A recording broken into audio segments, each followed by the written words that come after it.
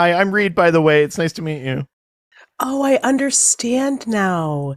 Reading month. Oh.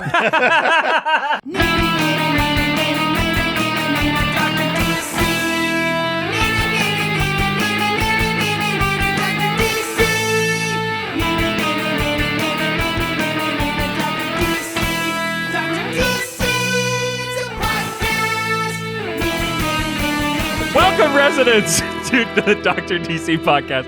My name is producer Richard, and next to me is the doctor himself. Hello. Each week, we talk about the weird and wonderful world of DC while fielding questions from listeners like you. Today, we are joined by comic book shop owner and host of Comic Book Syndicate. Welcome, G.I. Jolie. Hello. Good morning to you all. They could be listening in the morning. It's possible. That's probably the first time that anyone's actually had the forethought to be like, yeah, people like start their day with podcasts. And we release it on in the morning. Yeah. I just like to channel Babe as many times a day as possible. Fair enough. That's a good way to be. My favorite thing, a part of this whole introduction, is being able to say comic book shop owner. I can't believe that you just did that. Yeah, it's weird. Like, that's brand new. Like, how long have you been open now? 4 weeks. Oh my god! Wow. Oh my god! Yeah. Tell me everything about how that came to be, because I'm so curious. Okay, so I moved.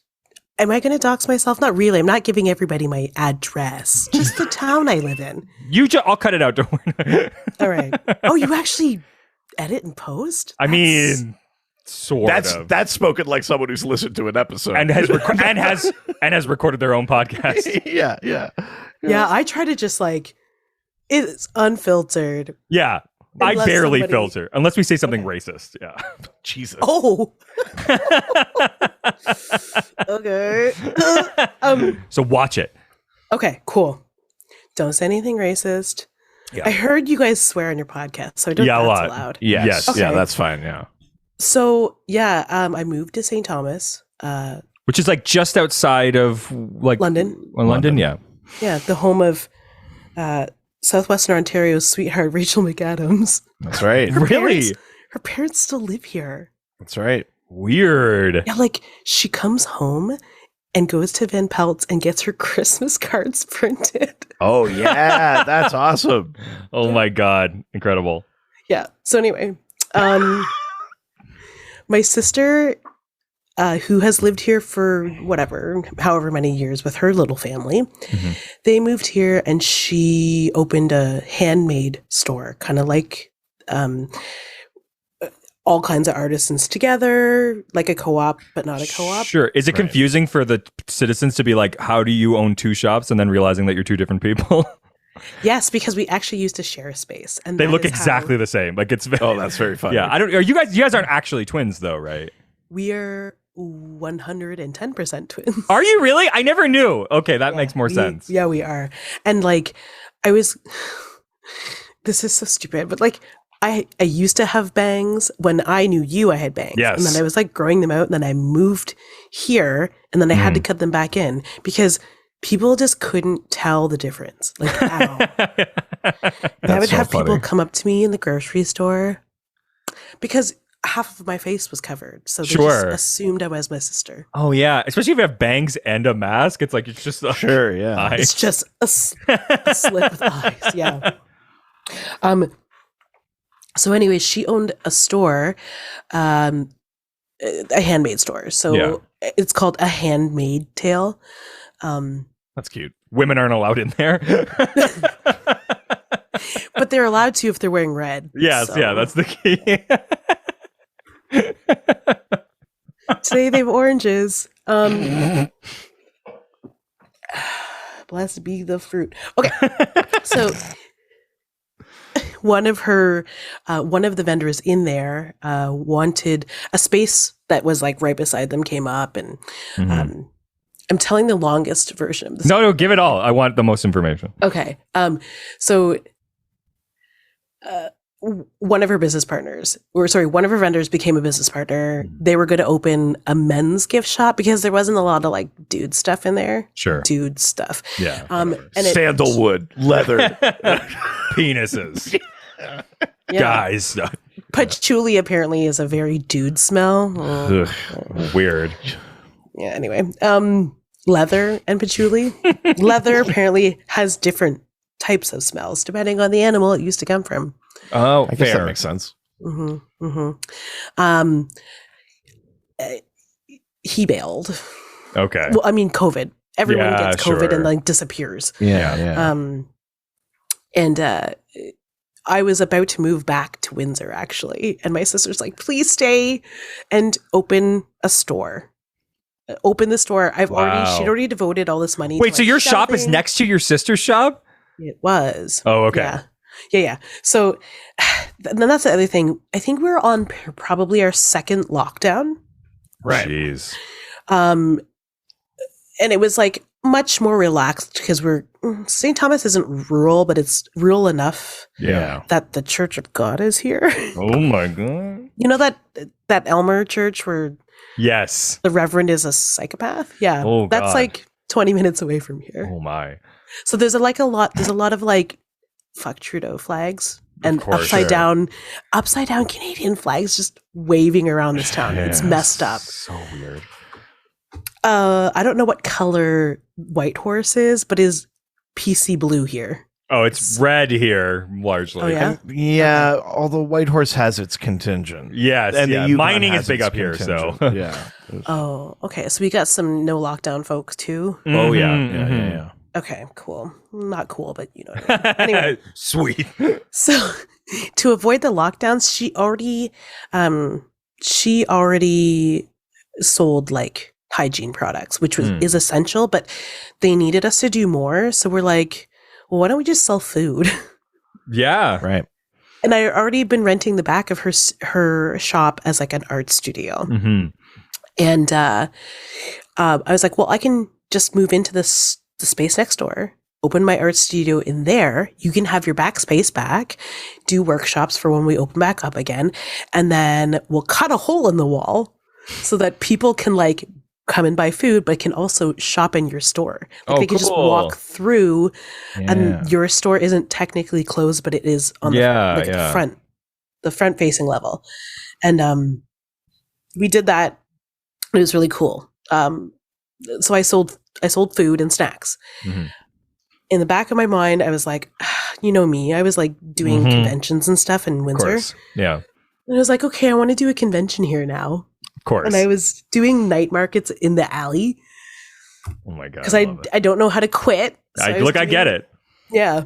And then I was like, oh, I want to theme all these night markets. Screw it. I'm going to do a pop-up comic book convention. So I invited my friends to who own LA Mood in London to bring all these comics and take over my snack store space and make it into a comic book shop. The owner, it's Gordon Carroll. Gord is like, while we're like throughout the day, it was pretty fun. Yeah. Gord was like, have you ever thought about opening a comic book store here in St. Thomas? I see that you don't have one. And I was like, I've never thought about that. What would that look? What do you mean? Yeah. Like, what would that look like? Right. What are you talking about? And he's like, well, we have a lot of back issues, and to keep their contract going, they have to be 75% gaming supplies in order to order from, I can't remember which distributors this is game exclusive. I think it might be Universal. So that's why you see like a lot of comic book stores, they'll have like mostly gaming. Yeah. And a little bit of that's what ours is like. Yeah. Yeah. Yeah. And then, excuse me, he put the idea in my head, and then our building started falling apart because oh no, we have an absentee landlord. Oh, of course. Oh boy. And he moved from Mississauga to St. Thomas, but like wasn't fixing the building. Jeez. And like part of my sister's ceiling was caving in. Oh my God. Oh, oh no. Right. And she has like handmade goods. She's like, I can't do this anymore. No. We got to go. But we couldn't find a space that was big enough to share. Yeah. So we split off. And then that's when I like was like, okay, for real. I opened like I started applications with like Diamond and Lunar. I was like, I'm going to open a comic book store and snack shop. Oh my God, that's incredible. That's awesome. Yeah, because I was like, I can't just sell snacks and do my art. Yeah. Because the one thing about having a space that was shared is that if I was away or back in Windsor working or doing, because in my other life I moonlight as a videographer, so I still go back and do work with Mike. The one thing that was great was that if I wasn't able to watch my store, my sister was there because her store was connected, so she could watch, and no one would know the difference. Also, that, and then and vice versa. So if she was away for the weekend, I could just watch the store. But now that we're in two separate spaces, it's got a lot harder. It's a lot harder. But anyway, yeah. So. Anyway, so you own a comic book store now. And snack shop. Yeah, sorry. That's yes, awesome. Of course. That's so fucking cool. So do you have back issues or are you mostly running like new stuff or? It is both. The running of new stuff is super hard to do. Really? Oh my God. I'm only ordering from 2 companies, and because you have to order all of your books, like my order for the end of the month is 3 months in advance. So I'm ordering for July, August. Yeah. And I'm Crazy. guessing. Wow. And then closer to July, they'll tell me, oh, hey, by the way, these books that we told you would be available July. Nope, psych. Like, yeah, that's all I've heard recently from a lot of comic book shop owners, sort of all over Canada and outside even, where it's just like getting like access to stuff is getting harder and harder, and it's like less consistent all of the time. Yeah, and I mean, your separators are on back order. They just. I know. I ask about them all the time, and I'm like, I will send them when I get them. There's a reason why I was so excited just to even hear that you could potentially get them, because I was just like, I literally can't find them anywhere. Like it's crazy. And apparently, it's a thing. Yeah, I need them for inventory, to separate inventory in my store. Customers are actually looking for them. Nobody can freaking get them. They're like weirdly available on Amazon, but not really. You know? Yeah, every time I've tried to order them, they actually aren't available. They always just get canceled by the time that they actually go to ship. Yeah, so it's like it's messed up, and I don't know what the issues are, and they always give me the runaround when I call, and it's all supply chain. It's all like supply chain stuff. They're probably in boxes at the bottom of the ocean. Like, did you hear? But yeah, there's so many crazy things going on with that supply chain stuff. It's 2 words that I never really heard that much before, like the last 2 years, and now it's like the like catchphrase is like supply chain. Like I know, but the next one will be food chain, and that's when you have to really get worried. Oh no! Be like, oh guys, bad news! Humans just re-entered the food chain. Ruh-roh. Oh my God! So, are you starting to get like customers who have like pull lists now and that stuff? Yeah. So that's awesome, right? There used to be a comic book store and sports card store. Sure, that kind of makes sense. That happens a lot. Yeah, I mean, they had the same thing, but they decided to fold it up, the comic books part, and just like keep the sports memorabilia. The sports memorabilia is the thing that is, I guess. In St. Thomas, I can see that. Yeah. He also is like one of the biggest Magic card dealers in the area too. Yeah, sure. Okay, yeah. That starts making sense to me. Yeah, and like they tell me they don't do Pokemon, but they do. There's like a lot of that junk in his store. Right. Of course. That's so fascinating. It's such that's a thing that he and I have talked about. It's like one day, maybe that's how our retirement plan is, like opening up. Our retirement plan is still to work. Yeah. Dude. I don't understand. Obviously, that's what you do. That's your retirement plan. Yeah. Find a different type of work to do. It's the best. A job where I move less. Yeah. Yeah, exactly. Every comic book shop that I usually go into is like people like 60 years older, like 60 or older, and they're just like they kind of hang out and slowly go through their books. I'm like, it's awesome. I like that part of it, but you know, what like, Jolie's dealing with is organizing and getting like stuff from distributors and stuff. That I don't want to do that retired. I'll do. No, that's the thing is that I need like fresh young blood. Sure, yeah. To like, one, bathe in, and two, to like sort my damn comics. Yeah. Or sorry, deal with the distributors. Yeah, yes. Yeah. Oh my God, incredible. So are you loving it? Like, it's a lot of work, but are you loving it? I am. It's given me a really fun opportunity to meet people in the community. Yeah. Which is, I mean, you know me, I'm very civically minded. Of course. That's how we met. Yes. So, like, I'm just a person who can't not be doing things. So 100%. Yeah, I have something very similar. yeah, like, I can't tell what it is that you do anymore. Is like, is it beer? Is it meat? Is it this podcast? Yeah, I mean, the answer is yes. The answer is yes. Yeah. All of the above. Right? And it's like, can you feel it in your knees yet? Yeah. But that also might be the like depression and weight like sinking down on them. But yeah, they don't tell you the reason why your knees go is because you gain at least 40 to 60 extra pounds in your old age. Everything. Yeah. So comic books in general, like, what has your history been with comics? Like, have you been reading comics for a very long time? Like, Comic Book Syndicate is gone forever. Mm-hmm. Yeah, forever. 2006 is almost 20 years ago. Holy Yeah, shit. that's wild.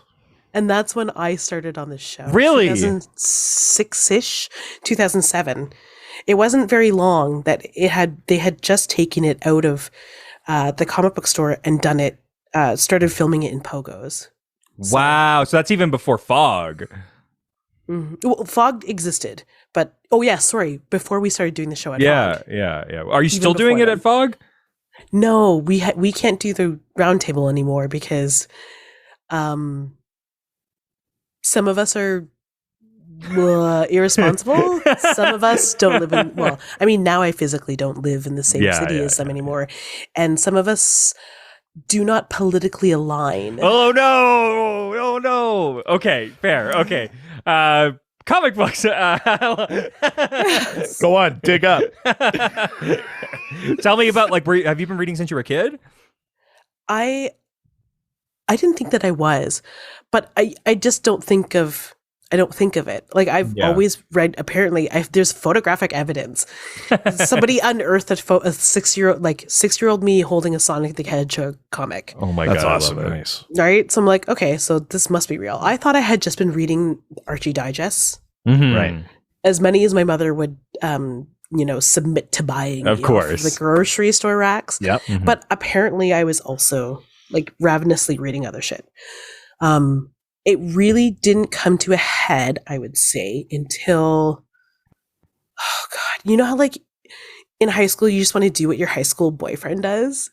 I know you can relate. Of course. Absolutely. Yeah. I get that.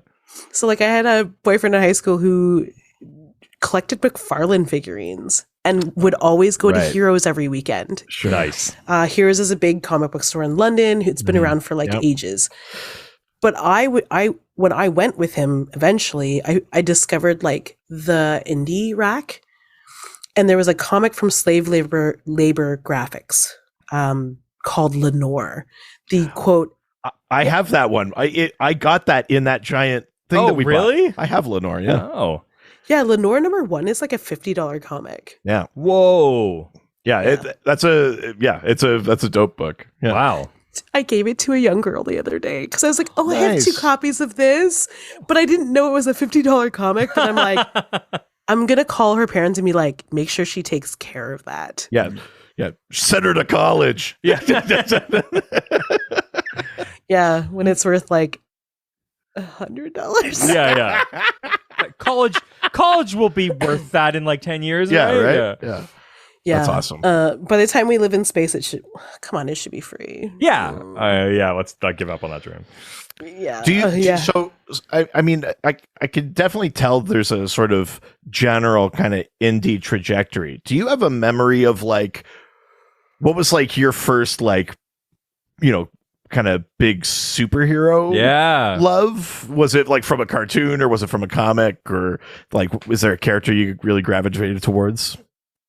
Did everyone not love Tuxedo Mask? Dude, hot stuff. That's true. fair. No, okay. First big, when I realized I was watching superhero content was probably Superman. Right. Sure. Superman and oddly enough, George Clooney as Batman. Oh yeah. That's when I really started to notice. I had like Alicia Silverstone, the bad girl lunch pail, but I was like in high school. Right. Yeah. And I love was like, that. I don't give a shit. I'm carrying this crap around. I really didn't care. And I didn't understand why all of the guys were just like really resentful about it. Oh, it's because like you guys were getting your asses kicked inside the bathroom for just wearing the Batman logo on your t-shirt. But no one did that to girls because unfortunately it was the 90s and the early 2000s. And it sucked. Yeah. So did you transfer into like actually getting like physical books at any point? Like never. Oh, wow. Because Interesting. I didn't understand single issue.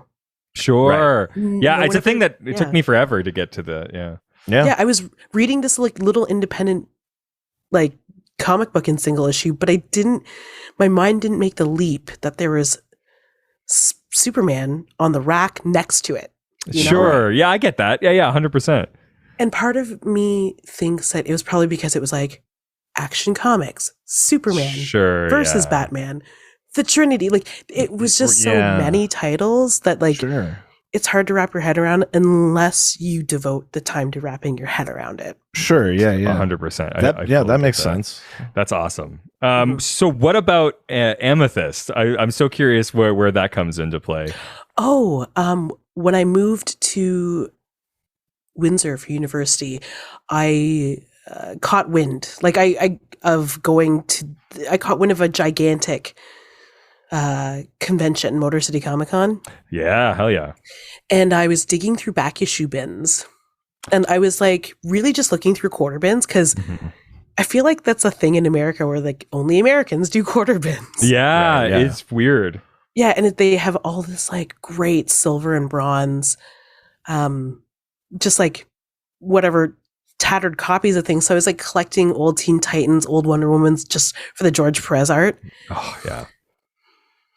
And then there is like there's this princess on a horse. This pink princess on a horse. And I was like, who are you? That's when I saw her. It was in a quarter bin. I was just madly grabbing because it was the arc from the 80s where it was like the maxi series of 12. Yeah. But I could only find like 2, 3, 6, 7, 8, 9, 10. Sure. Yeah. So right around that time I was discovering that people had lists. And I was like, oh, well, I want one of these stupid bindered lists. Men at these conventions would just like binders this thick on top of racks and just be flipping through their binders. I was like, I want one of those binders. Like just to track what they had. What they own, yeah. So much easier now. Right? Oh my God. Crazy. What were we doing? I kind of love that though. There is a part of me that kind of loves that idea a little bit. Really? Yeah. I don't know why. Oh, because you like lists and stuff. Yeah, maybe that's what it is. Yeah. I love a good list. And I love wasting paper. Maybe that's part of it too. You just hate the environment. Yeah, fuck trees. They can go straight to hell. That's right. But yeah, I just like the idea of, okay, do you know what? I now have to find the rest of this maxi series. Right, yeah. I never read it. I didn't read it.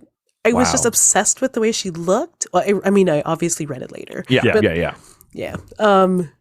I just, because I couldn't read it until I had number 1. Sure.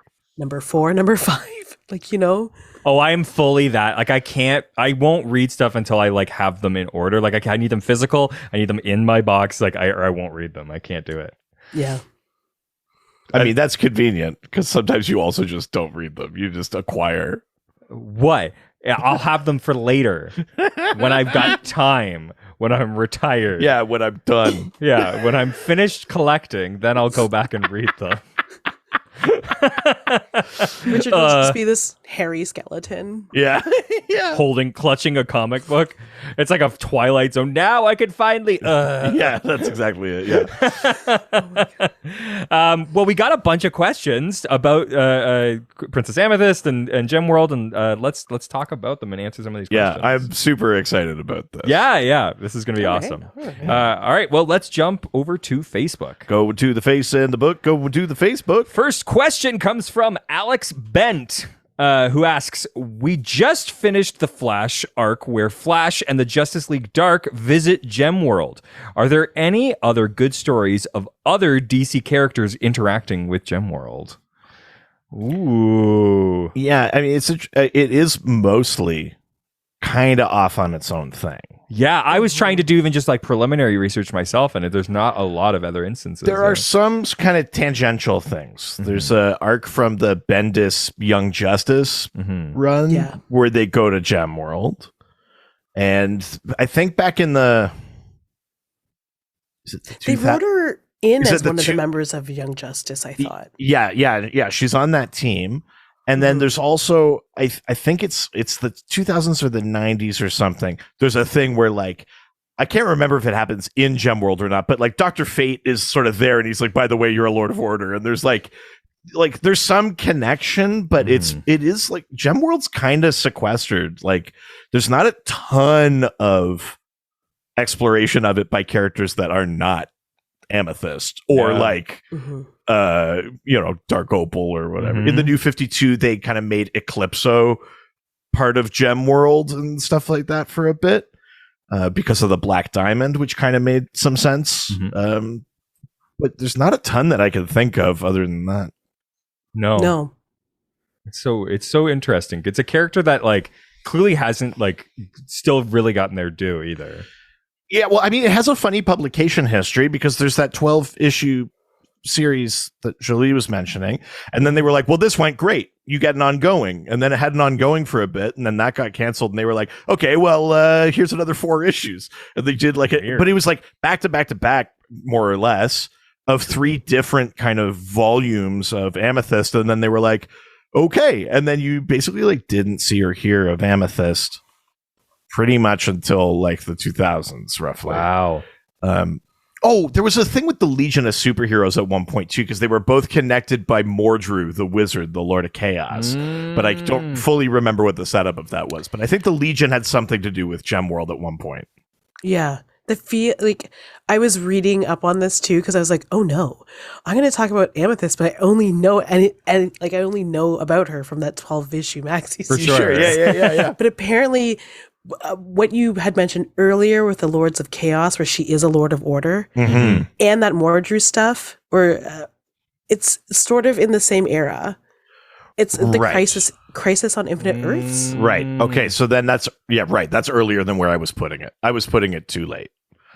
She does come back around Infinite Crisis, like the 20-year anniversary of Crisis. Sure. But yeah, then I guess the Lord of Order and Chaos stuff. Yeah, that's way earlier. So then, then maybe it's just like cameos and shit around Infinite Crisis. Like you just see her because there's all that shit with the Spectre and all the magic users banding together. Yeah, maybe it's even less than I'm thinking. Wow. Yeah. Crazy. Not enough. Yeah. I mean, short version, not enough. All right, let's go to the next question, which means we're leaving Facebook and heading on over to Twitter. That's Twitter. Ooh. First question from Twitter comes from Batman Out of Hell, who asks, how did this not get made into a cartoon in the 80s or 90s? This seems tailor-made for cartoons of that era. I fully agree. I totally agree. Oh my God. I mean, who knows? Maybe I'm getting my years mixed up, but maybe Seems it was partially inspired by things like, there's She-Ra in there. Yeah, very big She-Ra vibes. Like that. It's the sword and sorcery, the fantasy kind of thing, right? God, that would have made such a good cartoon, eh, Jolie? Yes. I feel like that if they were ever asked that question, they either were able to successfully delete the answer from all of history, because I was like, somebody asked them. right? Convention where your inspiration came from, because apparently Dan Michigan and Gary Cohen met each other. They were 16 in high school. They've had this long-standing relationship. They created her together. It's like, you got this from somewhere, and I know it's maybe it's like a D&D thing. Well, interesting. If I'm remembering correctly from the thing that I had read, it was originally like a slightly different idea, and for some reason, and maybe it was they were trying to use like an existing property or something, and then for some reason they couldn't, and that's when the idea of like gems and stuff came in. Like, it was supposed to be like, I think, even more kind of like swords and sorcery, and then for some reason something didn't jive, like they weren't allowed to do it, or they couldn't get rights or something. I'm butchering whatever the story is, but and then they were like, gems, and they were like, that was like, someone was like, had the idea and then made like Gemworld and all the like these houses that were based on different like precious stones and stuff like that. It's very it's dope. It's very Steven Universe. Yeah, that's the thing that I get a lot from that, because don't they all have like gemmy thingies and stuff in their tummies, and like troll dolls? Kind of, yeah. Because like, doesn't Steven Universe, he has like a gem like in his stomach? I don't know. I think so. Somebody actually, excuse me. Somebody actually, I told them that I was talking about Amethyst. Yeah. On an upcoming podcast, and they said, "Oh, Amethyst from Steven Universe." And I was like, they have like what? a whole like gem. Oh, really? Gem sort of thing. I don't really know Steven Universe well enough. You'd love it. I'd like it. Yeah, and so would your daughter. Sure. Yeah. It's very like, it's to me. It's funny because there's this like, I think there is the potential for Amethyst to make a great like, you know, Masters of the Universe style kind of cartoon, or like Thundercats or something like that. But there's also the other side of it, especially with more modern versions of it, where it would be like a dope Game of Thrones. Like, you could go like kid cartoon, or you could go like real intense. Oh yeah, this is literally just ripping off, you know, like Gemworld. The idea of like all these like houses, and they all like exist in this thing, and the political intrigue and stuff like that. Like, I think you could do either or both. This is fully ripping it off. I'm just reading now, and it's like the crystal gems are a team of magical beings who are self-appointed guardians of the universe. Half human, half gem hero. Steven Universe is the little brother of the group. Like, he's got magical powers that come from the gem in his belly button. The characters are Garnet, Pearl, Amethyst. Oh shit. Yeah. Oh yeah, it's Gemworld. Yeah, it's fully. That's crazy. They like fully just like ripped it off. Well, interesting. Well, then there you go. Holy shit. I want to know if there's any connection now, because that's crazy. The main character's Amethyst too. Like, that's interesting. Jesus. There's all kinds of like Steven Universe fans immediately turning this off right now. How dare they? Yeah, impugn our honor. Yeah, exactly. Oh my god, that's incredible. All right, let's go to the next question. Sure. We're going over to Reddit, where everyone's nice, no one's ever mean. Everybody's super nice on Reddit. First question comes from Diaper Gal Kate, who asks, OMG, my fave! How strong is Amethyst? I know she fought the Spectre, as well as being the only human Lord of Order. Thanks. Yeah, how strong is Amethyst? Ooh, good question. Well, she can fly. She can manipulate energy. She's an alien, so... yeah, she comes from like a full like other dimension. Yeah, I'm not familiar with the biology of Gemworld beings. Yeah, I mean, the nice thing is, I mean, beyond it just being hypothetical comics, is that because she comes from, so this I'm bringing stuff in that is retcons that wasn't in the original stuff. But Gemworld's part of the sphere of the gods, which is like the magical and like conceptual kind of realms beyond like where the parallel Earths are in DC's cosmology. So because of that, she's basically a magical being. Now, she lived on Earth, like, you know, she was sent away. Her parents get killed by Dark Opal, and she's sent to Earth and raised by the Winstons, and so she's raised as like a kid. I don't think she like gets her powers till she's like 13 or something like that, and then she goes back to Gemworld. So there's probably some sort of like Superman, right? Like that was the thing with Superman for a bit, is like the Smallville thing, like, and then when he turned like 12 and puberty hit, he started like getting heat vision in science class and stuff like that. Yeah, he looked at a girl's boobs and like got frost breath and stuff. Yeah. You know, puberty. The weirdly horny Smallville thing. Yeah. So yeah, I mean, how strong is she? I mean, did she really fight the Spectre? Not by herself. Oh, sure. Okay. All the magic characters fought the Spectre together during Infinite Crisis, but she's definitely part of it. But she's a princess, so it's, you know, like there are also like citizens in Amethyst and in Diamond and all of these like realms. So she theoretically is among the most powerful. She has like whatever the magic she gets by birth, you know, of the bloodline and stuff. I think I think Amethyst is also supposed to be like kind of the strongest among the gems. Yeah. So, yeah. She's also a spellcaster, so, you know, if we're doing D&D rules, usually the spellcaster is pretty powerful in your party. So physical strength, I don't know, but strengths, like other strengths, I say would make up for it. And she's pretty, I'd say, I don't want to say Captain Marvel strong, because it's like otherworldly strength, but also godlike strength, but also magic. So I don't know. Yeah, it's like Zatanna level. Well, more. I don't know. Now I'm getting confused. I'm scared. Man. Yeah, I'm scared. What do I do? Yeah. I mean, I would put her up in the top echelon of strength for magic users, but do I put her personally? I don't know if I put her in the category of like, you know, if we're thinking like your big Dr. Fates. Your big guns, Dr. Fate, Zatanna, you know, like I don't know if I put her there or not, but like I don't think it's unreasonable to say she's like the next rung down. Yeah, it's like we still need magic heavy hitters. You'd be like, has anybody called Amethyst? Yeah, I think that's reasonable. And that's partly because she just hasn't been used in a way to be able to prove that. Yeah, well, and then there's the other part too, which is like she's also like a great like sword fighter. She's like, because it's this fantasy world, she gets all of those pieces of it too, you know what I mean? The resolve, the like diplomatic, and the energy manipulation, like Jolie was saying, she can make constructs out of amethyst and stuff. Like, oh my god, do I want to see a Green Lantern amethyst? I think at one point, like the power of amethyst also includes teleportation. Holy shit! Like they could make portals. I think that might be New 52. I don't remember, but that's rad. I fucking love that. Yeah, I'm gonna say yes, very powerful. Okay. All right. Yeah, what I say goes. All right, next question.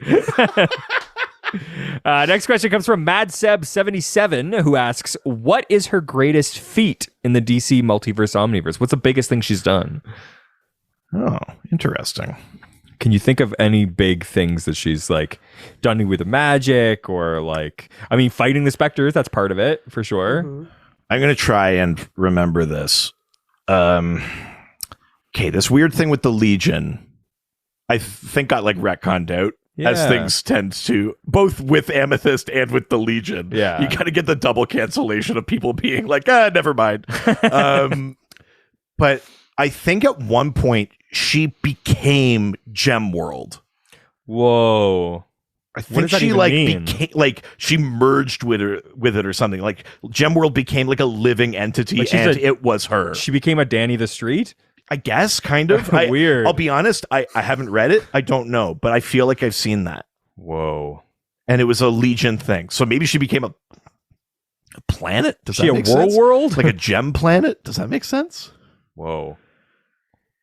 Whatever that is, that sounds pretty intense. Yeah, that seems pretty insane. I'm just reading this, but they banish Mordru, which is somebody she defeats in that Legion of Superhero story, and he merges with the planet. Oh, okay. Maybe what you remember? Okay, then maybe that's. Look at you. You sound like an idiot right now. Then never mind. But yeah, well, there you go. No, I don't make mistakes. Man, they're gonna come for you. You're in trouble now. I just don't want them to come for Reed. Okay? Yeah, actually, that's the one person we're okay with that. Okay. But, then to that point, I mean, defeating Mordru is no small feat. Yeah. Like, the Justice League fights Mordru. The Legion of Superhero fights Mordru. He's like an immortal Lord of Chaos. He's maybe one of the most powerful magic users in all of DC. So if you can stop Mordru even for a bit, that's not nothing. Yeah. And that, I guess, ties back to her being a Lord of Order. That's pretty cool stuff. That's why I hated art school so much, because they were always like, more Drew. Mordru? Yeah. That's a stretch, man. I don't know.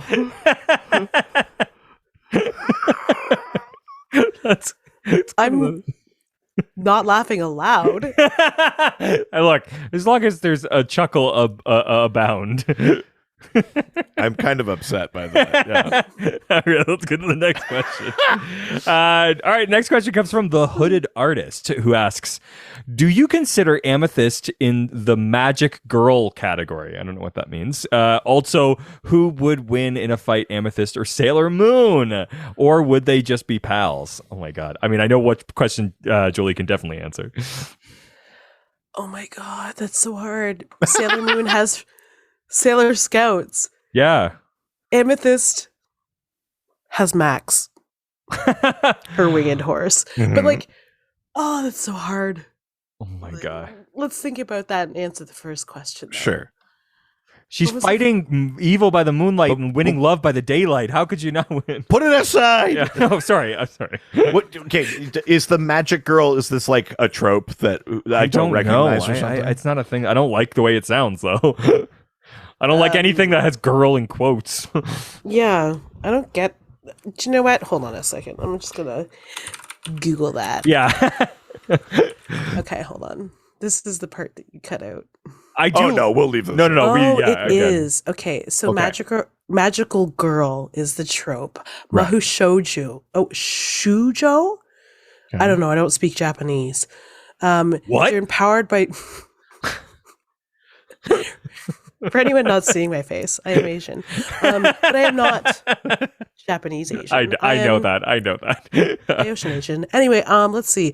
Oh, so magical girls are empowered by various means with fantastical powers that both assist and complicate their lives, but manage to persevere despite this. This being, I guess, their magic.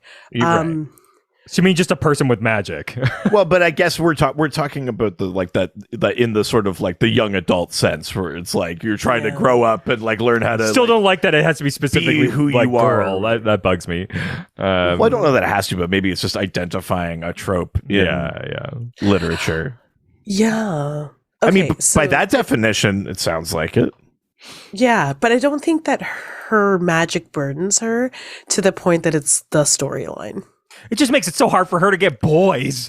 Oh, I do.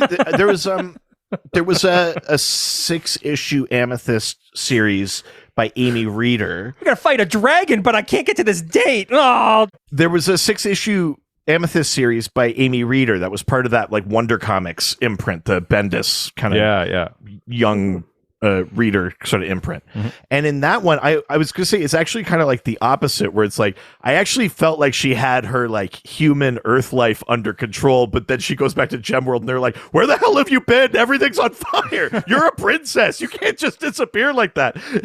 Like there's kind of that sort of there's that side to it, which I found a little bit funny. Was that the 2020 6th issue? Yeah. I didn't get to read that. Of course they would make her magical girl. It's kind of fun. I like that one. I know. I just let them just be powerful badass bitches. I think you're reading it that someone came up with the trope and then forced the characters to be girls, whereas it's probably like they recognized that there was a pattern of magical girl types and then made the trope to describe it. I don't know. I'm mistrusting. I mean, within the trope, according to tvtropes.org. Yeah, sure. There are several different kinds. There's like the cute witch, the magic idol singer. Okay, that's definitely Japanese. That's so specific. magical girl genre deconstruction, and then magical girl warrior, mostly where she fights evil. So I would say sort of a messy, sloppy way to get to the second part of this question is that makes sense, where she's sort of Sailor Moon is that part of it. Yeah. So they both are. Yeah. But who'd win? But now you have to decide. Yeah, now you must choose. Right? Well, here's the thing. I want to say that Amethyst would win, but I feel like Sailor Moon would win purely through the power of like, do you see how many pork buns she eats at the start of every episode? That is the source of that her is power. a detail I never remembered about that show. But once you say it, I'm like, yeah, you're not wrong. Because they're always harping at her for eating. Yeah, it is a thing. It's one of my favorite things in animes, which is the like scarfing down food thing is always very funny. Yeah. Yeah, everything could be done in one bite. Yeah. Yeah. I love that. Oh my God. Yeah, she did eat a lot. Wow, that's very funny. Yeah, Sailor Moon officially then the winner by pork bun. Yeah. Just one pork bun put her over. Yeah. That's very funny. I mean, Sailor Moon is also like crazy powerful, is she not? Yes. Yeah, I mean, she got Tuxedo Mask. There's more to her than what man is interested in her, you piece of shit. Yeah, she's got a cat. She also has 2 cats. Hello. Yeah. Well, I guess she has one, and then Venus has the other. Yes. Right. God. This isn't the Sailor Moon podcast. Not with that attitude. No, I feel like we're the wrong hosts for that. I mean, though we probably look like whoever is the host of that.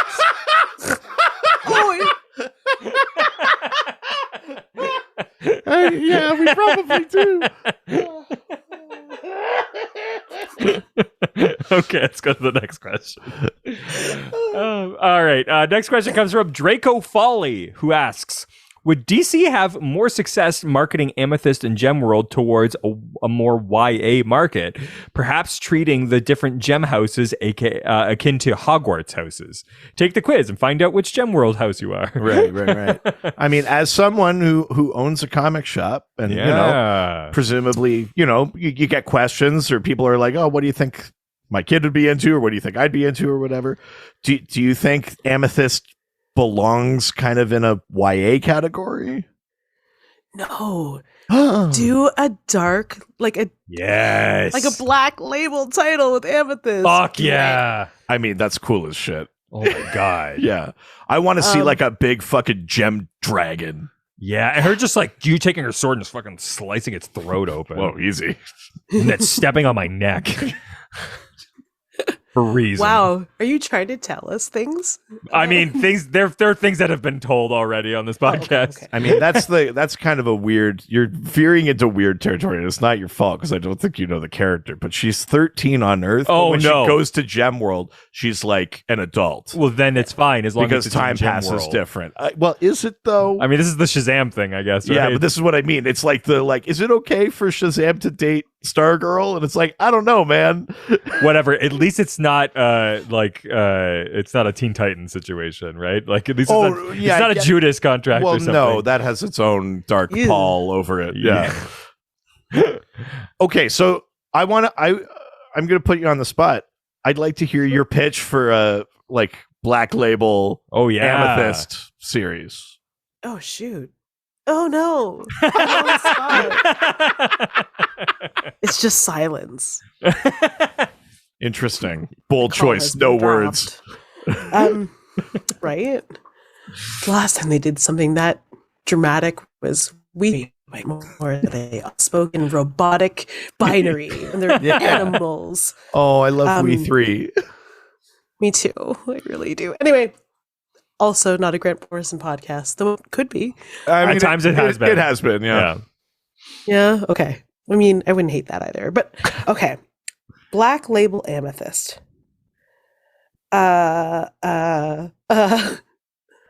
Okay, just skip over all that junk about her being like, no, okay, cool, do it. Make her 13, give us an origin story, because we all know that DC and Warner Brothers are just going to origin story us all to death.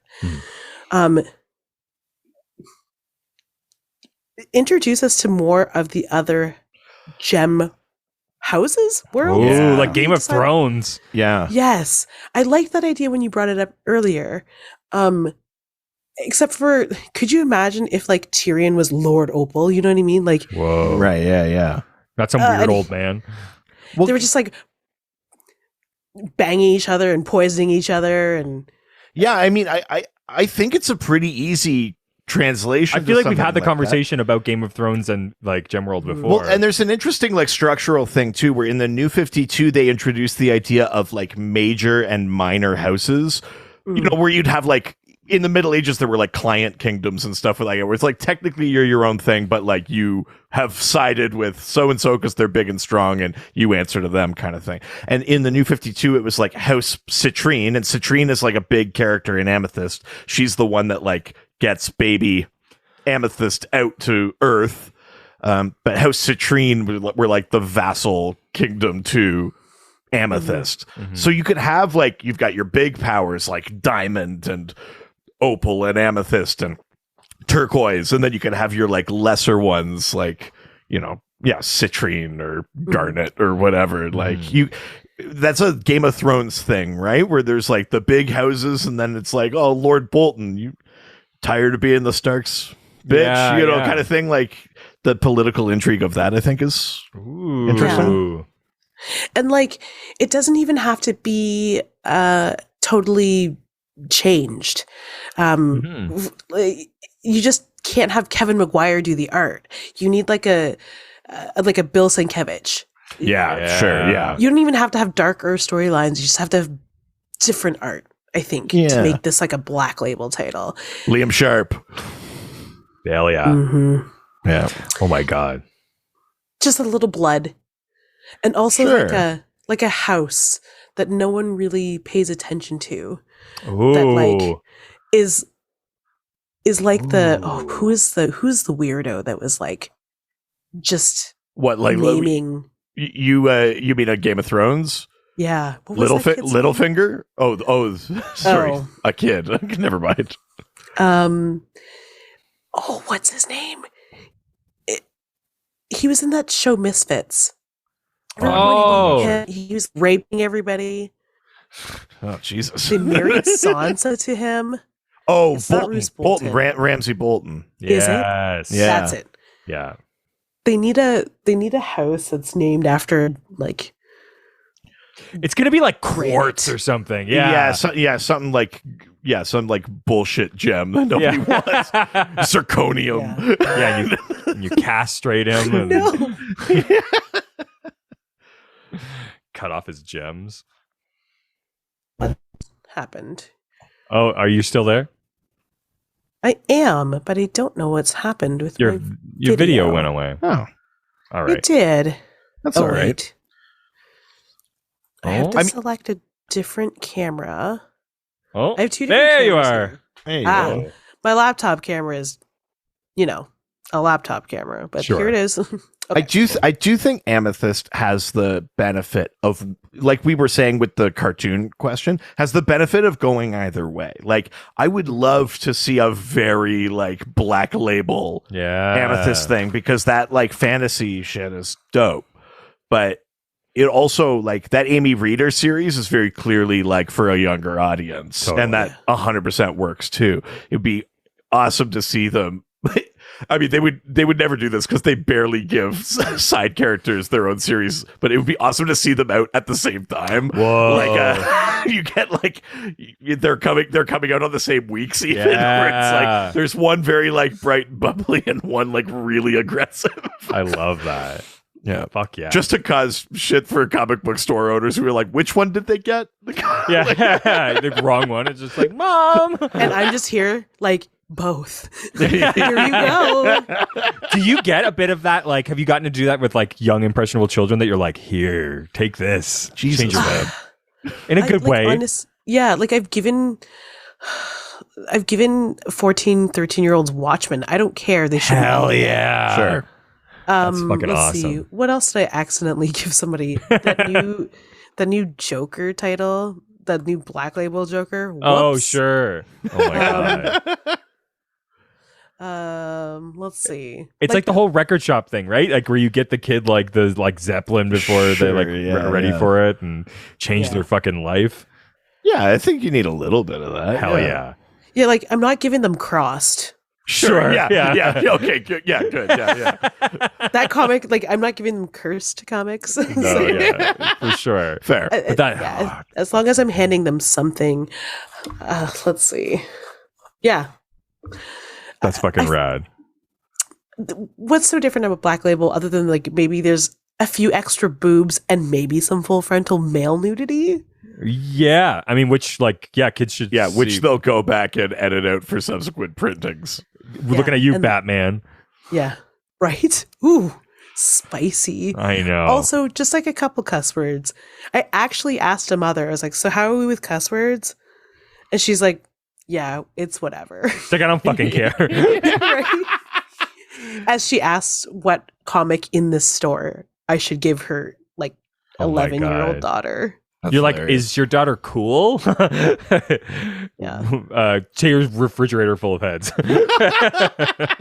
Almost. Hell yeah. Oh my God. Guide her away from Joe Hill Yeah. and push her towards, like I gave them Paper Girls. Oh, of course. Yeah, sure, That's always like the one where you're like, if it's like I feel like any age, but that's the one I'm just like, are you like into feminism and that kind of stuff? I was like, boom. Into feminism. Yeah.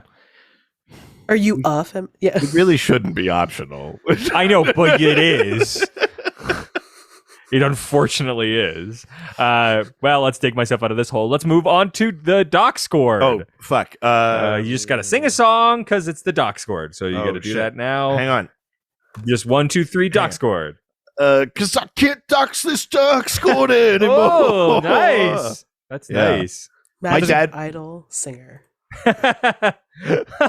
It's me. Oh my God. I'm the Magic Idol singer. Yeah, it's me, your cousin.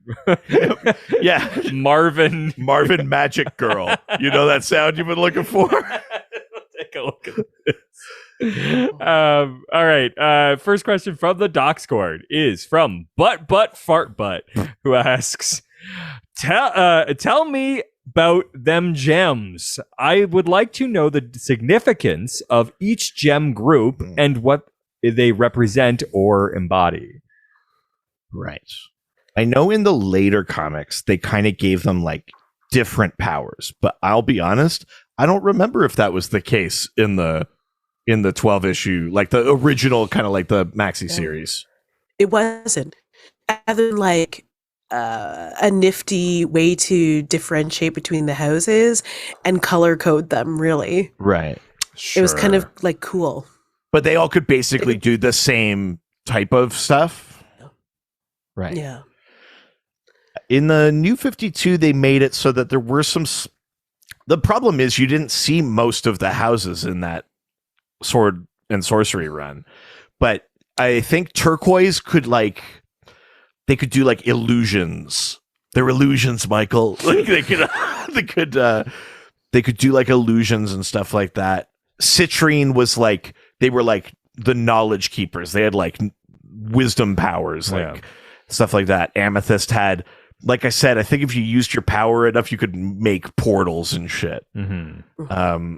But I don't know that we even like, I don't even know that we said what Diamond can do. I'm not even convinced we saw really Emerald or Ruby or like some of the other houses. So I feel like whatever that idea was kind of like half formed. Because I think otherwise they were basically just like names essentially more than anything. I was curious if maybe there was like, because gems and stuff like there's like that whole thing about like crystal healing or whatever. Like in the real world, people use them for different things. Totally. But like even that's not really in there, eh? Oh. No, not at all. Because amethysts are generally regarded as like a pretty strong stone. Right. And they're more used for like cleansing negative energies to like right. from the sleep world.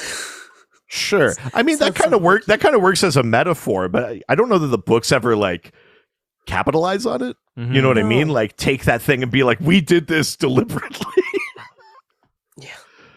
Yeah. Interesting. Not at all. All right, let's go to the next question from Yo Crow at Scarborough, who asks, is Amethyst connected to Dr. Fate in any way, considering the dimension Gemworld is in was owned by the Lords of Chaos? Whoa. Connected? She's not, like, connected to Dr. Fate, other than Dr. Fate shows up and says, you're a Lord of Order. They be fucking? Oh, Jesus, no. We've been over maybe this. on that Dark Label title. Yeah, there it is. Yeah, the Lords of Chaos, like... Dr. Fate wants to take your temperature. Jesus Christ. Good Lord. Gemworld, it was like a retcon that it was like, built like in a dimension that used to belong to the Lords of Chaos or something. But yeah, Amethyst becomes a Lord of Order, which is a connection in a sense to Dr. Fate because Naboo is a Lord of Order. But beyond that, I don't think there is a connection. She actually has more of a connection to Starman because there's some. Oh, I'm gonna fuck this up. Oh no, I'm thinking of the other episode we have to record. That's what it was. I read too many things. Oh no. Yeah. No, I don't think there is. Do you remember anything other than that? No. I don't think there is any. I will say in Infinite Crisis, where I think she maybe, I guess, only really cameos, there's a whole thing leading up to that event where the Spectre doesn't have a host and kind of becomes unhinged, and Eclipso manipulates the Spectre to like destroy magic. But he doesn't destroy magic. He just destroys the rules of magic because you can't destroy magic. And Dr. Fate has this whole thing where it's like he sacrifices, or it's just Naboo at that point, sacrifices himself. And he's like, when you kill the last Lord of Order, this age of magic will end. And that's kind of when God does the like, oh shit, I left the stove on. And God comes over and goes like, jam the Spectre into someone else's soul kind of thing. But I'm pretty sure Amethyst survives that.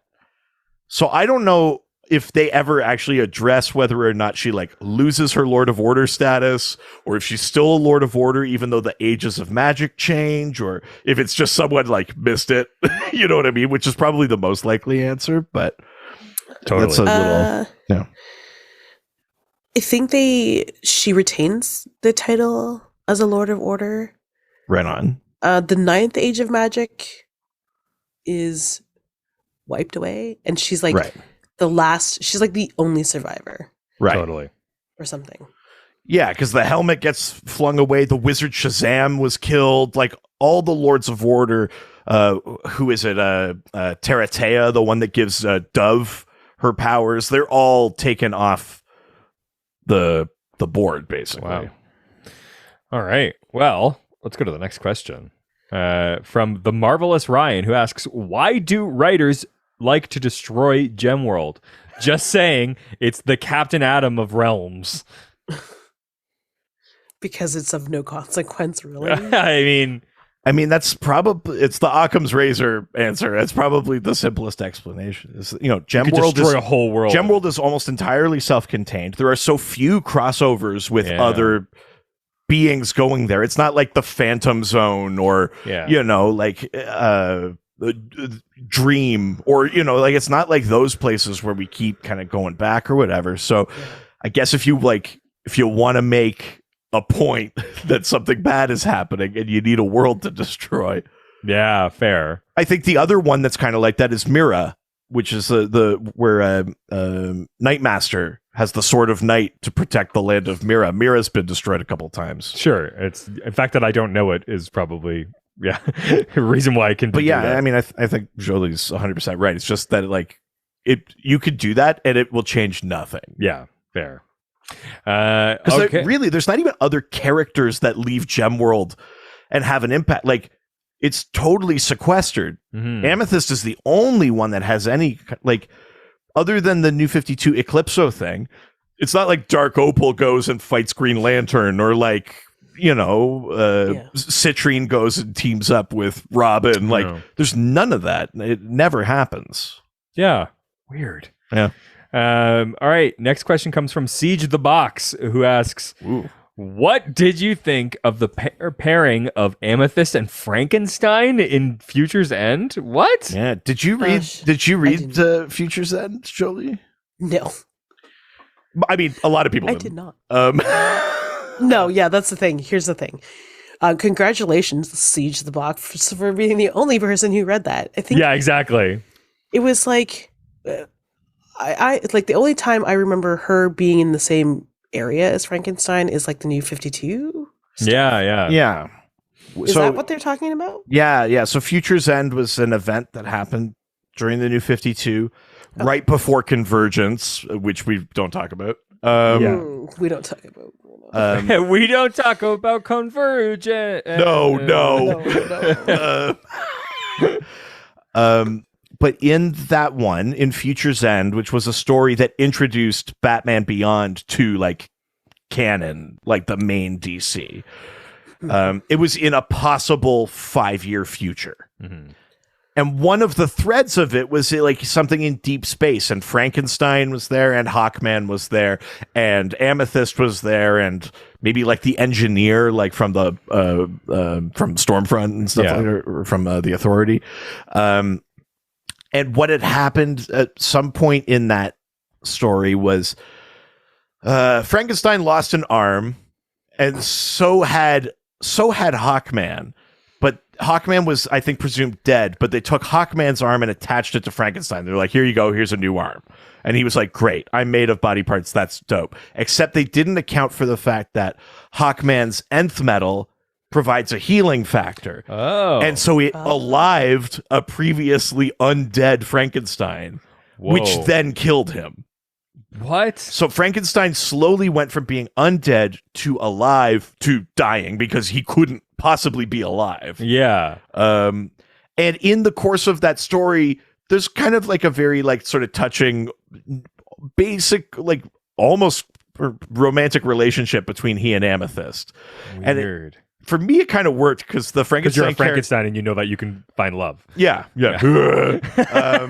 No, because like Frankenstein is always very kind of like erudite and like literary and stuff, and it kind of meshed with like someone who is like from a fantasy world. Like you could imagine them speaking the same way to each other. I don't know. I liked it. Yeah, sounds like your marriage. yeah, that's right. I think I also liked it because they were like Frankenstein is like a character from like early science fiction literature. Amethyst is a character from fantasy, and they were on like a space adventure, like modern sci-fi kind of thing. I think I liked that it was like a weird combination glomming of like genres. And there's a real Frankenstein of the story. Wow. I liked it. I'm not mad at that. Thank you. Yeah. I would go for them doing like a not Future's End version of that, like a more space adventure kind of stuff. Well, we just Future's End, that future never happened, but like if you were just like, but we liked that relationship, bring back like an adult Amethyst and Frankenstein and have them team up or be a thing or whatever. Like I wouldn't kick that out of bed for eating crackers. So is the 13-year-old thing, is she like a 13-year-old in the body, or is it like an original like Captain Marvel thing where she becomes this adult version? It's separate. No. Good question, actually. Amy Winston is the 13-year-old. So when she's hidden on Earth by Citrine, she is taken care of by the Winstons, but she's in the body of a 13-year-old Earth child. Oh, so it's a reverse.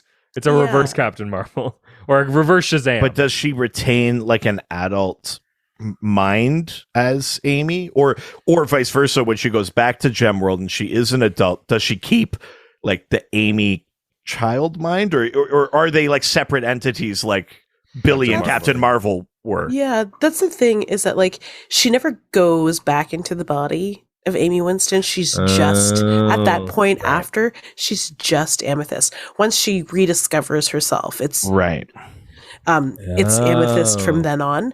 So I always question it. It's never addressed. So maybe it's like an amnesia type of thing where she just like loses her memory, becomes like a 13-year-old girl, and then when she gets back, she goes, "Oh yeah, I'm this." Okay. Yeah, I mean, it certainly sounds like she ages up magically and then stays there. Yes. Yeah. Okay. That clears things up for me. It's Easy. like no, I didn't mean Jesus. Thank God, Your Honor. it's like when Serena gets her full moon power. Oh, She's okay. the Say no full more. moon princess. Yeah. Say no more. No, okay. But God, why didn't you fucking just say that? I'm sorry. Jesus. Sorry. I was thinking about Tuxedo Mask. I was distracted. Look, I get it. I get it. He's only sorry. We've met the guy. Only, Your OnlyFans version. No. It was a bad joke about having a tally of counting when he's in a towel. A bad joke on this podcast? Does Tuxedo Mask have a power beyond standing on top Being of hot? buildings and throwing roses? Obviously gardening. Those roses Sure. Those roses are like He's got a green thumb. But he can use. Easy. I was going to say and long fingers, but yeah. Green thumb. It's about to be brown. Green thumb and pink fingers. yikes.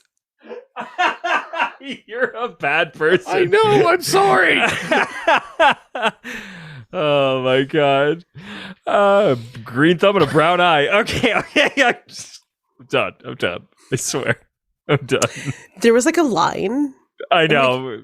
Yeah, You Richard, crossed it. come on. Yeah, it But exists. then Sorry, you crossed it and then you backed up and then you peed all over the line. Yeah. Welcome to the Dr. DC podcast. All right. Next question. From Ghost with a Pen, who asks, are there any must reads or watches for Amethyst? I remember there was an animated short on Cartoon Network. What? But that's the only thing I know. Oh, They made one little, like, it's maybe like 3 minutes long, like one of those little DC Nation shorts. Really? Yeah. Cool. Which is kind of cute and fun. Yeah. Those were always good. I didn't see that one. I watched the Black Panther one, so I can only imagine that DC Nation one was really good too. Yeah, they made a couple of like really fun Deadman ones that I liked that almost looked like Tim Burton style. Really? Oh, that's fun. Which were very cute. Yeah, those DC Nation shorts are fun. Yeah, I mean, Amethyst, as far as I know, kind of only cameos in cartoons. Yeah. In Teen Titans Go or in Superhero Girls or things like that. I think she has a cartoon maybe coming up. I don't know. That would be Netflix? amazing. A whole Netflix. I really want that to be true. That feels like a type of thing. I would love that. Yeah. Is she in the like DC Supergirls at all, or I think maybe just like background or cameo kind of thing. I mean, as far as the reading goes, might as well start where Jolie started. Yeah. That 12-issue maxi series. That's like the first one. Well, she might appear in, I think she appears in a Legion issue before that, but it's basically that series. Yeah. And again, it's like a back-to-back-to-back. There's a 12-issue limited series. Then there's an ongoing series that I can't remember how many issues it got. And then there's like a 4-issue or something mini series. And they were all kind of like in the 80s. And those are like back-to-back-to-back. And those are probably, I mean, I don't see why you wouldn't read those. That's pretty much where it establishes most of what you would know as Amethyst. Everything since then is, oh shit, we forgot about Amethyst. And you kind of go back or you correct some things, you know. The New 52 one I like. That's in Sword of Sorcery. Was a title from the New 52. And I like it. And that's where they kind of play with the idea that like the different gems give you different powers, which I like as an idea. But yeah, I don't see why you wouldn't just go back to the Is there any like stuff. Shining Knight crossover kind of stuff? No, but there should be. Yeah. You know, like you would think like all these magical realms, right? Bruno's about to yell at me because he doesn't like when people touch British mythology. But you know, like the other world, like from like the sort of like Arthurian canon or whatever, there's no reason that like it must theoretically also be in the sphere of the gods. Like to have like even with the current cosmology of DC, it'd be so easy to be like, we're a fantasy realm, you're a fantasy realm. team up. Yeah, you know, like fully. Yeah, that's awesome. All right, well, let's go to the last question from Chan180, who asks, I'm pretty well read with DC pre and post crisis. Brag. Why haven't I heard of Amethyst? Or rather, why isn't Gemworld used more often? I mean, that's the $1 million question. Jolie, why do you think DC doesn't take better advantage of this thing that I think we all agree is a great idea? Yeah. Is it that it's too close to other properties that currently exist? Or is it that they have a good thing? They have all kinds of good things and have no idea how to harness all of these good things that they have well, because they are currently, and in my short time on the earth, have only been able to destroy really great properties, really great characters. Yeah. Just over and over and over again. So I feel like it's just a failure of like the people who currently own these things that people created.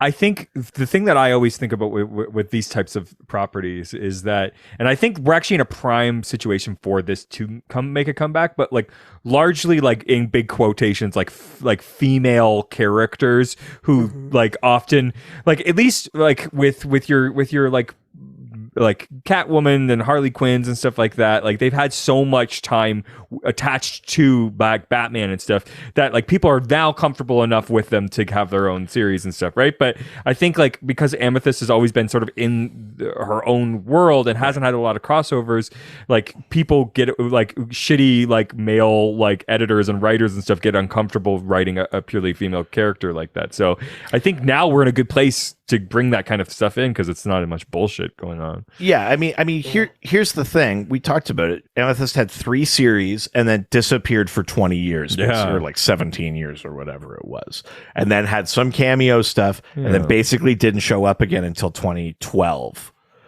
But since 2012, there was the Sword of Sorcery series, the Young Justice series, and her own miniseries, and showing up in an arc in Future's End. Arguably, it has been a better time to be into Amethyst since the New 52 than ever. Now, that's setting aside what you deem of like the quality of the stories or the authenticity to the lore, or like that's kind of setting some of that stuff aside. But I mean, I think you could make the argument that, especially compared to other characters that people love that have long histories, like I bet you there's Donna Troy fans out there screaming to the heavens that it's been forever since they've been able to truly read and get invested in Donna Troy. And meanwhile, Amethyst has shown up in like kind of 4 situations where she got like dedicated space. Like it's that thing where it's like, of course we always want more or better, and that's the right impulse. But I think if you actually like if the court stenographer reads it back, you go like, oh shit, like it's actually been decent to be into Amethyst. Yeah. 100%. I don't think it's out of the realm of possibility that we get another Amethyst book in the next 5 years. It feels it's like been prime. There's been so much, and I don't think that's a crazy thing to say. No, 100%. I think it totally feels like a viable property for right now. I do think that you're right, though, that part of it is the like, maybe it's the struggle of having been too self-contained. Mm-hmm. I mean, someone's going to counter argument that, and they're probably right as well, that it's like we rely too much on like, and Batman's in this issue to sell book. Like Monkey Prince is doing that right now, and I kind of wish it wasn't, because I'm liking that book so far, but I kind of wish it was like I mean, they're leaving Gotham, but now they're going to go have Aquaman team up or whatever. Yeah. But maybe we do too much of that, but it can like help, you Yeah. put Superman in a Firestorm comic, get people to care about Firestorm. You put, like, I don't know. It's not a bad ploy. Yeah. Maybe the next version of Amethyst needs that. I mean, the Flash just went to Gemworld again. I didn't even mention that in the list of things. Oh, yeah. Like that just happened in the last like 3 or 4 issues of the Flash. They went to Gemworld. So it's there like, you go. it's around. Yeah. Well, that was the last question. But we're not done. They're making a book though. Are they? It's Are like, they? You know how they have like the YA series where there's Raven and then there's like Beast Boy and Raven. Yeah. Amethyst will have her own title in that little YA world. Love that. Yeah. Well, there you go. So the answer for YA.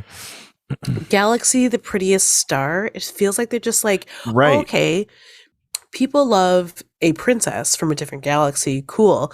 How can we incorporate one into this time?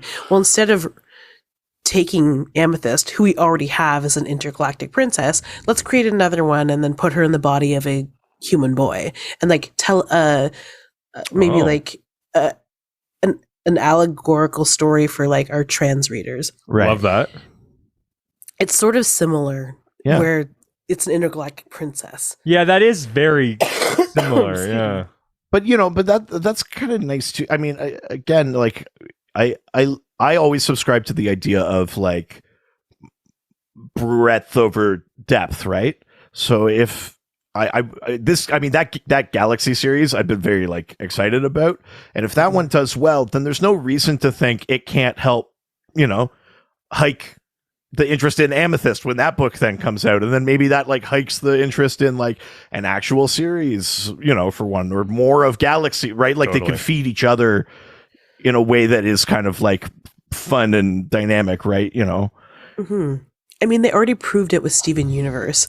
You can take a bunch of characters who are named after gems and make it super inclusive. It's like the best mix of Amethyst and this new Galaxy series or book. So yeah, 100%. Give it to us. They'll ruin it though. They'll ruin it. Oh, you are a comic book shop owner. You've been jaded by the industry. It's only been 4 weeks. All right. Well, that is the end of the questions, but we are not done because it's time to play our favorite game. It's time to play. Can you guess the name of the character based on who someone who does not read comic books could describe that character to us? If you don't know how it works, I send a photo of a DC comic books character to my wife who does not read comic books, nor does she care for them. She sends back 4 clues describing what she sees, and our guest and the doctor do not know who the character is, and they have to try to guess. You can guess as many times as you like. The clues are based literally just like on the visual, because she doesn't know the characters. Sometimes the clues are like maybe more misleading than helpful. That's been a theme in this game. She comes up with the whole backstory based on like a backpack. Yeah. I see that as something she would do. Yes, 100%. Yeah. Oh yeah, you know my wife. So yeah. All right, first of 4 clues. Here we go. All right. Paint scraper on their head. A paint scraper on their head. Yeah. But Savage Dragon is an image character. Dino Cop. Yeah. No. Wait, what did you say? Dino Cop. It's DC does like in their multiverse, they have like a ripoff of Savage Dragon, and his name is Dino Cop. Okay. Paint scraper on their head. Yeah. He's going into his mind we're palace. not even going to get a gender. All right. I don't have a. You want to go to the next clue? Yeah. Okay. Major Shredder vibes. Is this 90s art that you sent to her? Maybe. Yeah, I mean, it's got to be if there's that kind of. If there's that many knives.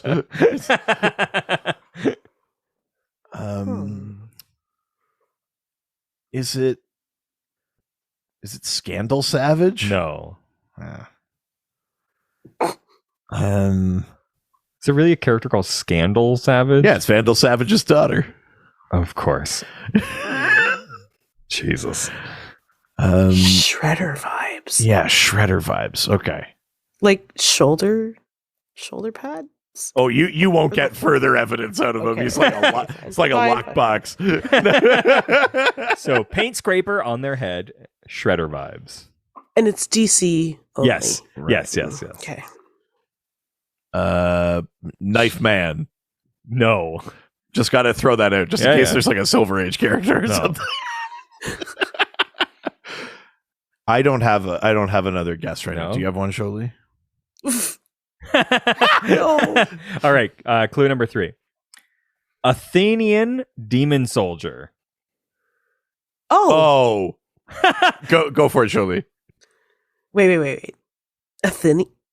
Wait, like Athens, Greece. Yes, yeah. Is it Steppenwolf? No, it's not. It's not. Is it Ares? It's Ares. Yeah.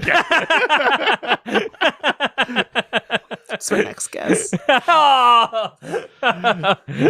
Oh, that's awesome. Yeah. I was like, I mean, yeah, the Steppenwolf's a good guess though, especially that like the new 52 design with the horns and shit. Yeah, there you go. Yeah. I mean, the paint scraper thing, it's just well, yeah, if you don't know that that's a fan, it just looks like because it's just going straight up. I guess, yeah. Can I just say, this is the best game ever. Well, this is awesome. Yeah. It is very fun. My favorite one is when he didn't guess Batman. I got What? because I don't know what happened, but I was like, in my head I had decided he will never ask me anything too easy, which is why. And so then he was like, there's like pointed helmet and like he's got like a bunch of pockets, and I was like, who the fuck could it be? Who the fuck could it be? And I didn't get it. It was Batman. I was so upset. Oh yeah, I mean, I'd been working towards that for years. That was a really crowning achievement of mine.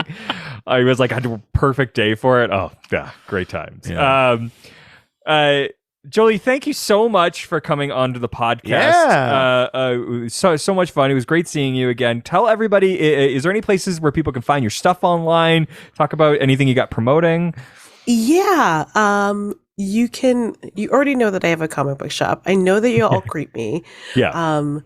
Personally, I want to talk about the Comic Book Syndicate right now, because of our current situation in the world and our current situation geographically. We are only doing podcasts, which are all available on either our YouTube channel or just in one localized area on the internet. It's www.comicbooksyndicate.com. So great show. It's all available on audio wherever you find your favorite podcasts, or the one that I do specifically with a friend who we only talk about Marvel Disney Plus shows. Oh, nice. It's called the Full Volume Podcast. Oh. We were like, whatever, we need video content. So we were like, let's just do video. Love it. That's awesome. For the first 20 minutes, we talk about RuPaul's Drag Race. And then we talk about... Yeah, I'm not vibing with season 14. I'm watching it with my wife right now. I'm not digging it. Oh, so you guys don't know who won yet? No. Oh. I think RuPaul's Drag Race ended after season 11. Season 11 was like the... Don't you love that that we know somebody who was on Canada's Drag Race? Right? I know. And... yeah. Oh, he was so good at not telling us. I know. We had Juicebox on our other podcast. Yeah. Did you really? Yeah. It's the filthiest episode we've ever recorded. Yeah, it truly, yeah. What other podcast was this? So we have another podcast about the TV show Supernatural. Oh my God. Does he watch Supernatural? Yes. Huge fan. Holy shit. Okay. Some filthy things said about Sam Winchester in that episode. Stuff that I can't erase from my brain. And did you just message? Did you just message Joe and want to be on our podcast? Yeah, 100%.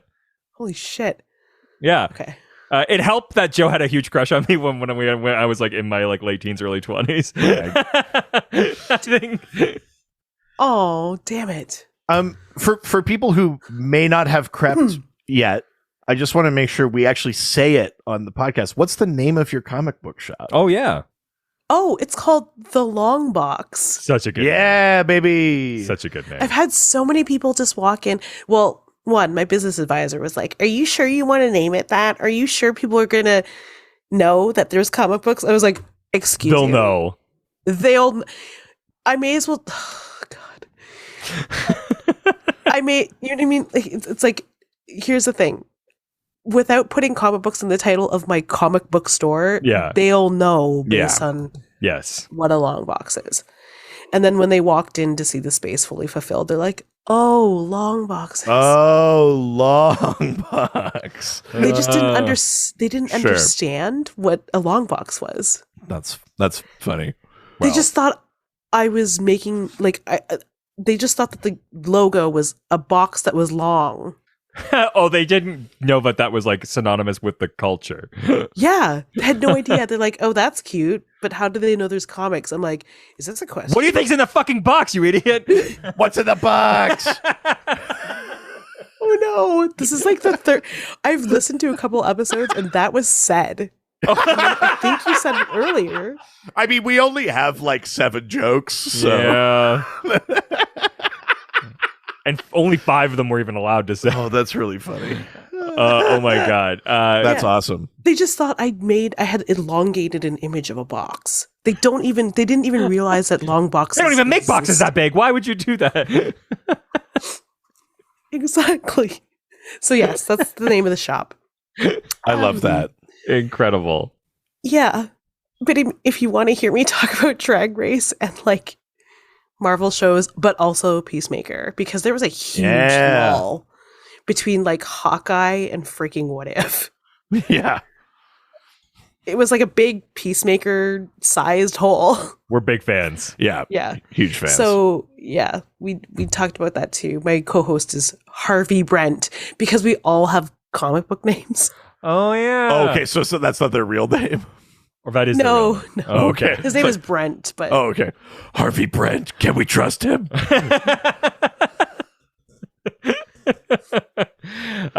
Incredible. So happy for you. This is such a cool thing that you're doing. Yeah. Thank you. And thank you for having me on your show. Yeah, of course. Of course. You went from being a little bicycle bartender to like big comic book shop owner. You were in a punk band in That's that bicycle bar. So. Yeah. Incredible. Look at that. I don't know, man. The Venn diagrams are overlapping. I might learn too much about you. I mean, could you learn too much about me after what you've already heard? Not at this point. Does nobody know about your secret musical past? Oh, no. We did a whole Patreon episode where you got to talk about what a hotshot he was. Look, we need content. Yeah. So many girls and boys and genderqueers are like in love with Richard. It's weird. It's not weird. Maybe we should do a Patreon episode without you, but I'll just get to interview all of them. That's the secret reason why they left Windsor. No. I like it. Thank you very much. You're blushing. I can see it from here. You can reach out to Dr. DC Podcast on all of the different social media platforms, like our Facebook, Dr. DC Podcast, Twitter, at Dr. DC, our Instagram, Dr. DC Podcast, our email, drdcpodcast@gmail.com. We've got a subreddit, r/Dr_DC. The doc phone is always open. 208-917-3238. It's 208-917-DCEU. If you're nasty. Of course, we're young and cool, so we're on TikTok. At Dr. DC. We're old and irrelevant, so we have a website. drdcpodcast.com or .ca. You want to review us when you're on the podcast platforms, give us a 5-star review and we'll read it on the show. We're getting close to 200, which means that you're going to get a whole mini-series dedicated to The Lord of the Rings. Yeah, baby. Fucking finally. Yeah. If we get that many. We will. I want to start burning the reviews. We will. If you want to send us physical mail, you can send it to either Richard Eden or Reed Vanier at 301 Hogue Street. That's Hoge Street, Whitehorse, Yukon, Canada, Y1A1V8. We've also, like we've mentioned it already, we got a Patreon if you want to pay some extra shekels and get some episodes every single week. Patreon.com/DrDC. There's a $1, $5, $7 level. They all give you access to the Doc Squad, our awesome fan community. Plus, at the higher levels, you get bonus episodes, videos, theme polls, all sorts of fun stuff that helps support us. 100%. As we already mentioned, if you want to hear the dirtiest episode of podcasting, subscribe to our other podcast, Ghostfacers, a Supernatural Rewatch. Yep, we're going through every single episode of the CW Supernatural. We're into season 5 right now. We talk about real world monster lore, behind the scenes stuff about the show. And we have a sandwich segment now. There's a sandwich segment. It's amazing. It totally makes sense with the show. It got its own shirt. I sent that shirt to somebody unprompted today being like, this is a thing that exists for some reason. apropos of literally nothing that exists. Yeah, so we're great content creators. Jolie, please say goodbye to all of your adoring fans now. Au revoir. Oh, à bientôt. I'll see you soon. Yes! Yeah! TVO! TVO! They always fight for what is right. Live with danger and adventure, they are men of might. This was a Brain Freeze podcast. Nous sommes les squelettes. Oh my god. C'est magnifique. Tele français. Tele français. Tell the français. Oh, our like 2 Canadian listeners are going to love that. I love that so much.